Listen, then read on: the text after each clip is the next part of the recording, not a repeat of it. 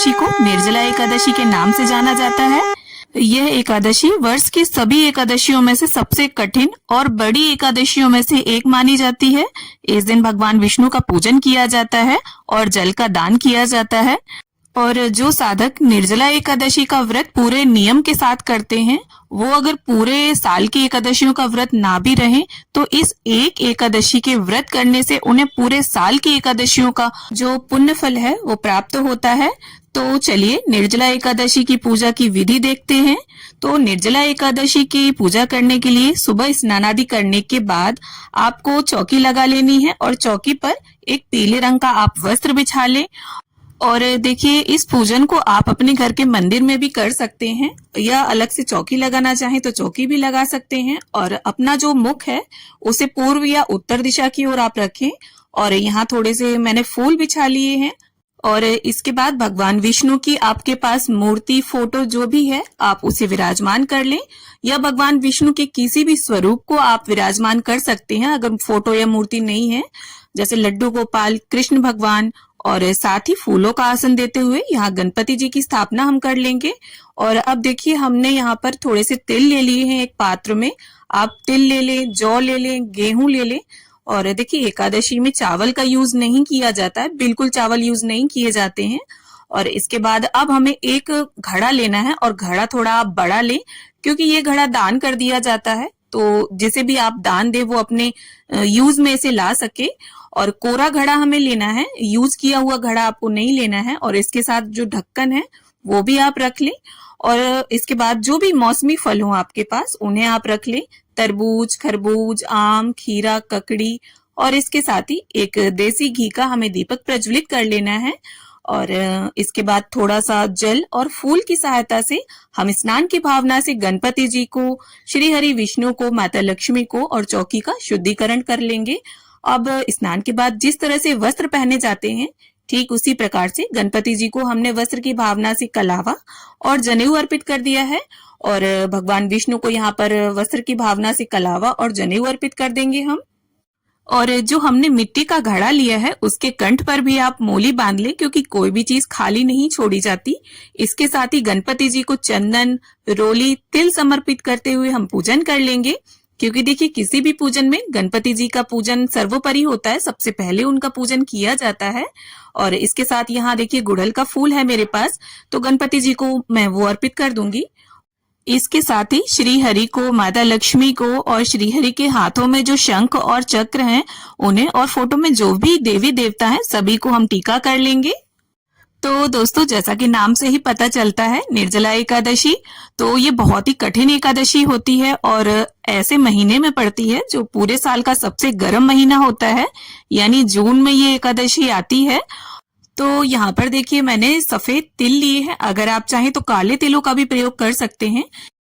अब देखिए, ये जो जल से भरा कोरा घड़ा हमने रखा है, इसके ऊपर अगर आप चाहें तो स्वास्तिक भी बना सकते हैं चंदन रोली से, लेकिन मैं आपको यही सुझाव दूंगी कि ये जो घड़ा है ये हमें दान करना होता है, और चूंकि इसमें स्वास्तिक बन जाता है तो बहुत से लोग इसे दान में लेने से कतराते हैं। तो इस घड़े में आप खाली चंदन और रोली से एक छोटा सा टीका कर दें। और इसके साथ ही जो भी फूल हो आपके पास, भगवान विष्णु को, माता लक्ष्मी को, सभी को हम वो फूल अर्पित कर देंगे। और माता लक्ष्मी और भगवान विष्णु के पूजन में इत्र का बहुत अधिक महत्व है, तो यहाँ पर मैंने सभी को इत्र अर्पित कर दिया है। और गणपति जी को यहाँ अलग से हमने भोग रखा है आम का।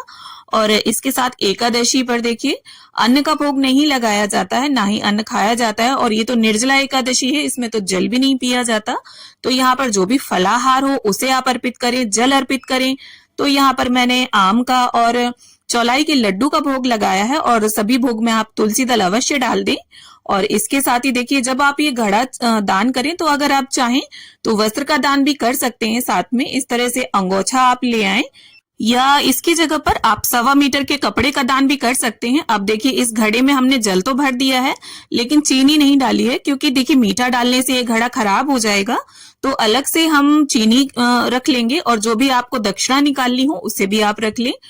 अब देखिए, चूंकि सबसे गर्म महीने में ये एकादशी आती है, तो जल के दान के साथ साथ हाथ का जो पंखा होता है, जिसे बीजना भी बोलते हैं, उसे भी आप दान कर सकते हैं।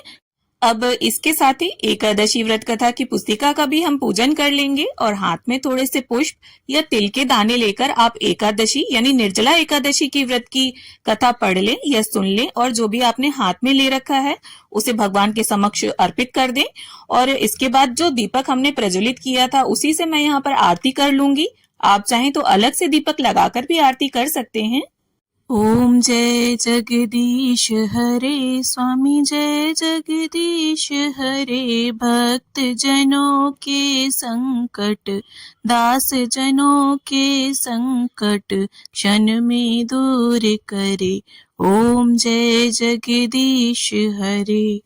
तो इस तरह से आरती संपन्न करने के बाद हम हाथ जोड़कर प्रभु के समक्ष क्षमा याचना कर लेंगे इस तरह से कि प्रभु जाने अनजाने इस व्रत पूजन को करने में अगर हमसे किसी भी प्रकार की त्रुटि या भूल हो गई है तो हमें क्षमा करें और अपना आशीर्वाद सदैव हम पर बनाए रखें।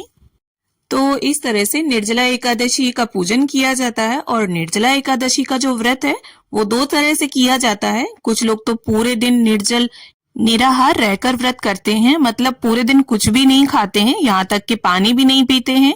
तो अगर आप इस तरह से व्रत करते हैं तब तो सर्वोत्तम है। और पूरे साल की एकादशियों का व्रत अगर आप ना भी रहें तो इस तरह से अगर व्रत रह लेते हैं ये निर्जला एकादशी का तो पूरे साल की एकादशियों का पुण्य फल आपको प्राप्त हो जाता है।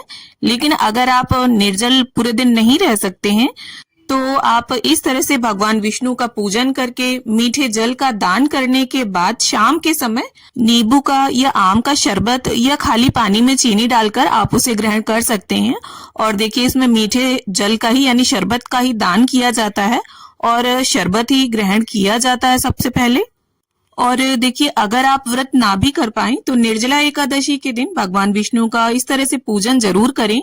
और देखिए घड़े का दान तो आप जरूर ही करें क्योंकि बहुत से लोग आज के दिन प्याऊ लगवाते हैं और जो शरबत है उसके भंडारे करवाते हैं।